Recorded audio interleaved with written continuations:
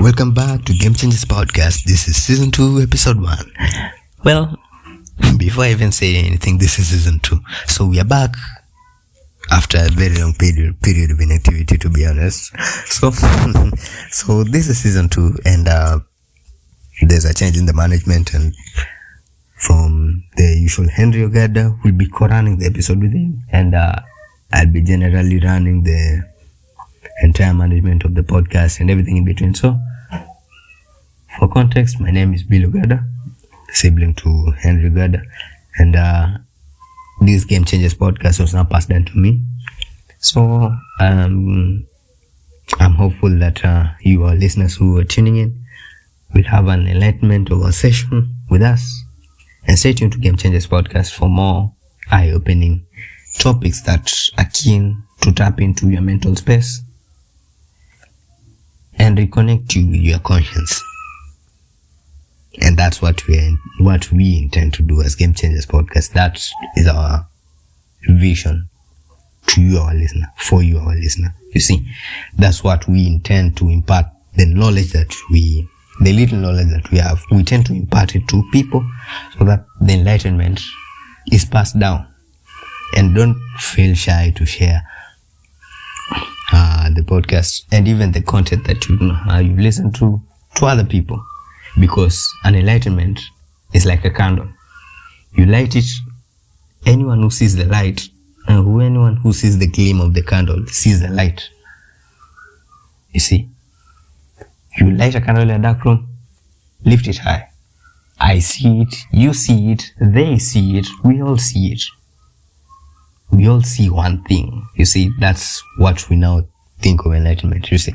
So that's the entire major thing. So thank you for tuning in. You can follow our podcast at Spotify, Deezer. We'll soon think of getting into AudioMark. Stay tuned. Any other platform I might have forgotten, they're all in the prologue of the episode. I'll mention them. And even our Instagram account, game_changers_podcast. So that is where those are where our platforms are. And hopefully we are hopeful to start this new journey with you.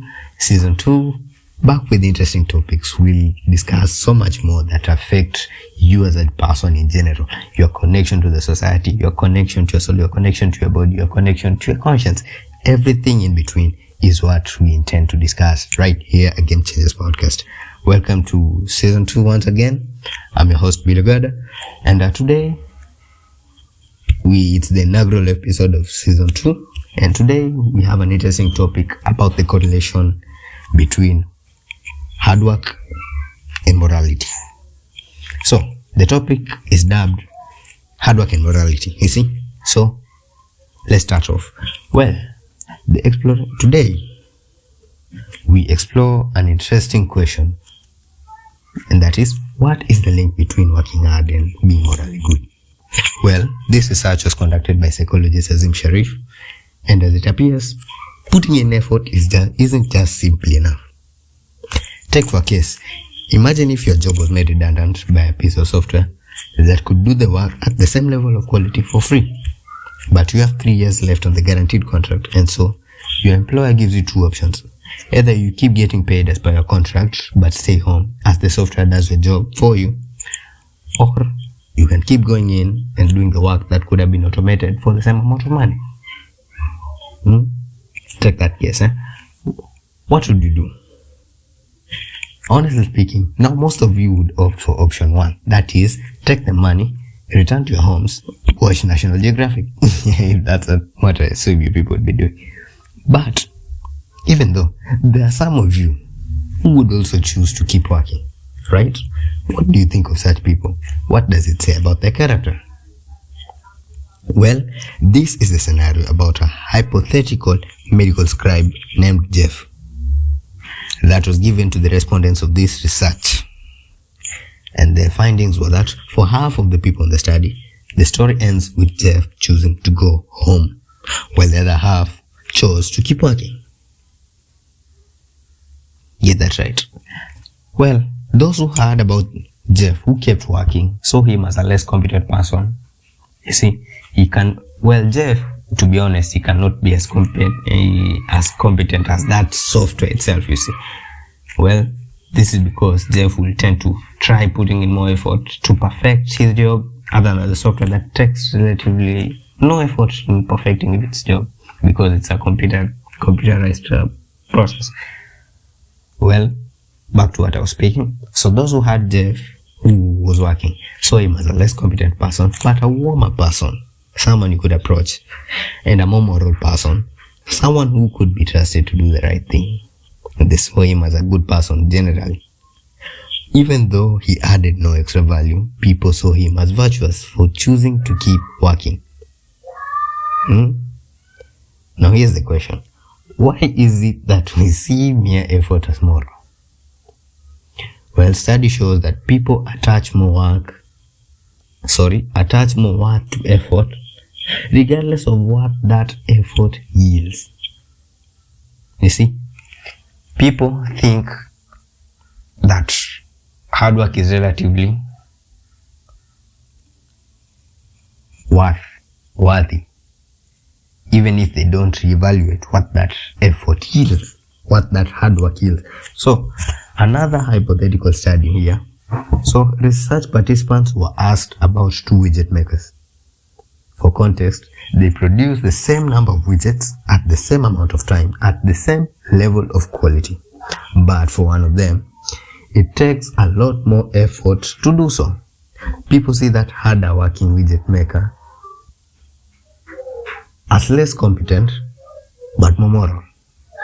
If you have to choose just one out of those two as a cooperation partner, I'm sure you would go for the one who struggles. Well, this scenario is referred to as effort moralization. Work norms differ around the world, to be honest, but this is spotted in a replicated result in South Korea, which is known by numbers to be the hardest working country in the world. In such a place, the harder working person was seen as more moral and a better cooperation partner, even though that person added no extra value. And it looks like this is something from the Western work ethic. Exactly. Even the Hadza people, an indigenous community in Tanzania, exhibit something similar. When they were asked what qualities contribute to good character, well, to be honest, not much was agreed on amongst them, but two things were repetitive in what they said, and these were generosity and hard work. So they saw that these qualities contribute to the good character of a person. So this intuitive connection between effort and morality doesn't appear to be the quirk of any one culture, but potentially something very deep indeed. Now, effort moralization makes sense at an individual level. And what do I mean by when I say this? When it makes sense at an individual level, you as a person, you may sit down, see someone who takes work, his entire hard work, into doing something, and you think that this person was raised right, even simply because he takes that hard work of his, puts in the effort he puts into that job, even if whatever you saw was not that meaningful in the produce. You see, now I'm about to give another example. You sit down, observe a person carve out something from wood. He takes a whole lot of effort, very much effort. You told that person to carve an image, your image, from wood, and it takes too much effort in carving out that wood. But even that result that is yielded is not what you expected. But simply because he just put in that work, he put in that much effort into carving that wood into your face, into the likeness of your face, and it got out into something that you never expected. But what do you end up concluding? That this person is more moral. This person is one hardworking person. You now start thinking that this person never gives up. So that's what it means by this effort moralization making sense at your individual level. And somebody who is willing to show that they will put effort even into meaningless tasks is likely to help you out. Well, that's what people think. And why is it? The truth is, we are all in the market for finding the best collaborators in life. And we're also trying to show others that we are also that person as well. Well, the evolutionary psychologists call this partner choice.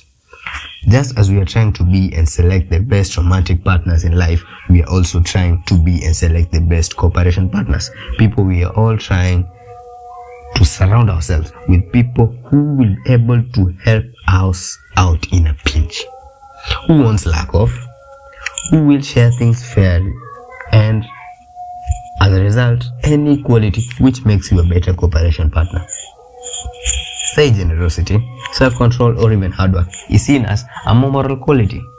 And so we have the simple stereotype that people who work harder are good. But what can make sense at the individual level can become problematic when scaled to the societal level. And this is because our intuition that effort is good for its own sake, regardless of what it is, has created a work environment with perverse incentives. You see, so when we start attaching worth to activity rather than productivity, we start caring more about whether somebody is a hard worker than whatever it is that hard work was supposed to achieve. And this can come at a very steep human cost, to be honest. Now, I'm about to take it back to Jeff. So remember Jeff, the one who chose to go back to work? That was just an unrealistic scenario about how many Jeffs we have. You see, how many Jeffs are out there taking time that could be spent on leisure and spending it on signaling effort. And how often too are we also Jeff, wearing workaholism as a badge of honor, a way to show others that we are good of a person, even if that person you're trying to reassure is yourself. Well, a capitalistic system should root out these inefficiencies about work ethics, but it doesn't. And the reason is because alongside capitalism, we also operate under another system. Well, this is workism.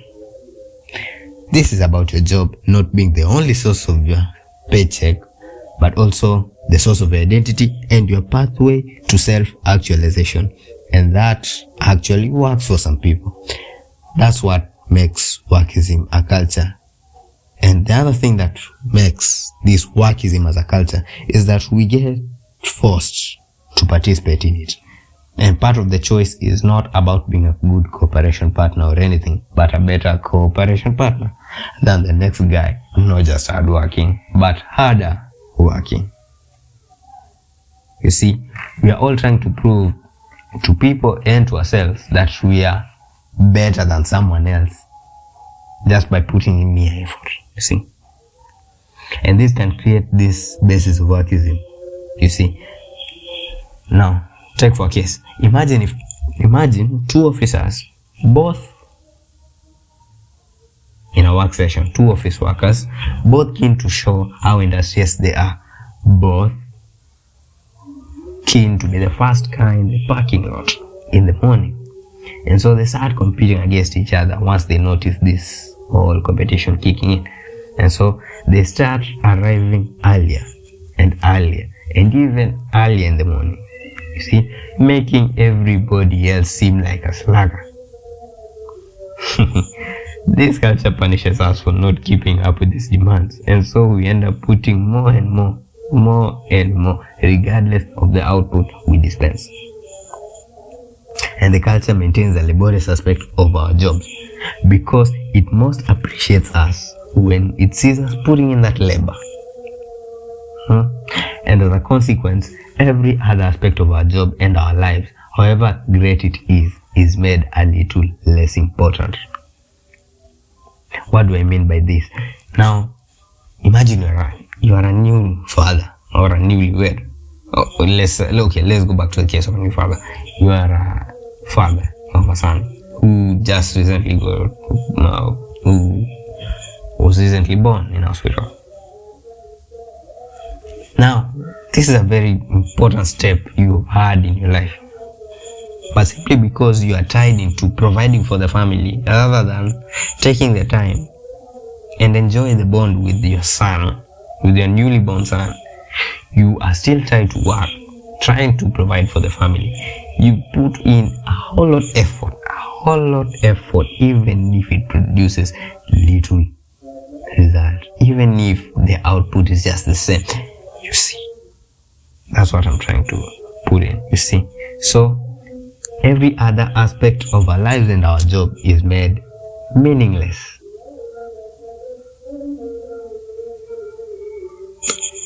Take note that this is not an argument against hard work. All I'm saying is that hard work is also good. I'm not saying that hard work is bad. And hard work on its own can be extremely meaningful when it serves a purpose. You see, if hard work is put into some purpose, then that's where it's seen the most meaningful. That's where your hard work is now seen the most meaningful. When that hard work gives out something, you see. People appreciate your hard work when they see the good thing you've done. Not the process of you doing the hard work. No. People appreciate your hard work when something good comes from it. You see? Now, this is what I meant. So, it is through hard work that civilization was built, you see? But how much of the effort we spend now is doing nothing more but to build our own moral reputations, to convince other people that we are just hard workers, and how much of what we admire in others is just effort built. You sit down and think of someone, you admire that person and think, this person, we can make a good cooperation with them. But what did you admire in that person? Is it the effort that person just put in? You see? Now that's something to ponder on, to be honest. And to be honest, it's not such a nice thing to see, where people just think of effort as a good thing though. Well, back to the podcast. Well, it is not about the show of work, but what we are actually producing. This is not such a simple thing to do.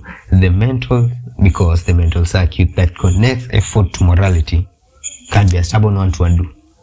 What goes on in your brain that ties this effort someone is doing to morality? You trying to undo this thing and now trying to do away with this notion that hard work should be credited to a moral value of a person. Whatever goes on in your brain, whatever causes that whole notion in your brain, is hard to undo it, because it's even into the societal values that. So this is a bias that is quite difficult to resist, since it is also ingrained into the societal ethics and work culture and norms. And readjusting to default may be challenging. What do we do about them? We notice them and account them when making important decisions. So, what am I saying? Recognize your biases so that they don't run your life. Now, I'm about to give also another example. So, let's go back in time to the colonial period. And this is now a story that deals with perverse incentives during the era of the British colonial rule. So, in India, that is, desperate to deal with the cobra situation in India. So, the cobras that were overrunning the colonial province of Delhi, and a bounty was put up for every cobra skin that was brought in.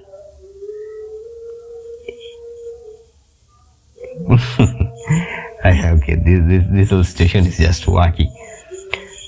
So, this the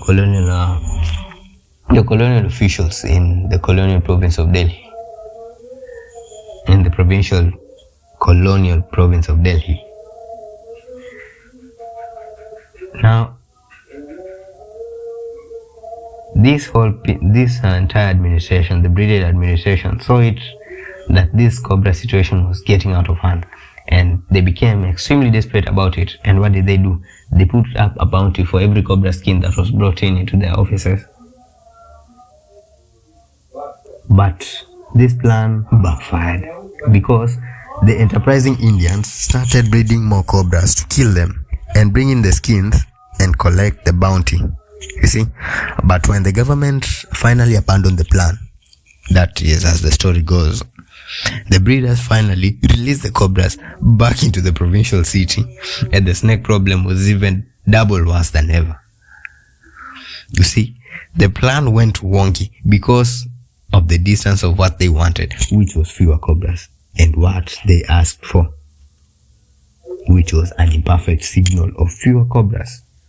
And what was that imperfect signal? The dead cobras, right? But I feel that we have done something very real and very similar to work itself. And here's why. We have built a culture that asks for the wrong thing. And if all we ask from each other is the effort that we put in, then we will create a world full of effort and of hard labor. And this is a clear manifestation of modern effort slavery. But if all we ask from each other is to produce something meaningful, then we will create a world full of meaning. And what could be more moral than that? Just take time. Anytime you see yourself doing work, don't think of the effort that you put in and say, it's right of me. It's more moral to see, as in you start tying that hard work that you put in and say, I'm that good of a person just simply because I did this much into doing this job. See what that effort of yours yielded. See the result it gave you and say, yes, the result that this gave me was satisfactory and I'm rightfully deserved to be called a more moral person. You see? And that's where the moral is now credited to a person of the result that person yielded. Thank you for tuning in. This was season 2, episode 1, and basically that was just an entire research project that was carried out, and I credit Zim Sharif for this entire findings that he did conduct. And thank you for tuning in, your listeners. Stay tuned for more. This has been Game Changers Podcast. I'm your host, Bilo Tunogada. Thank you for tuning in and have a nice day.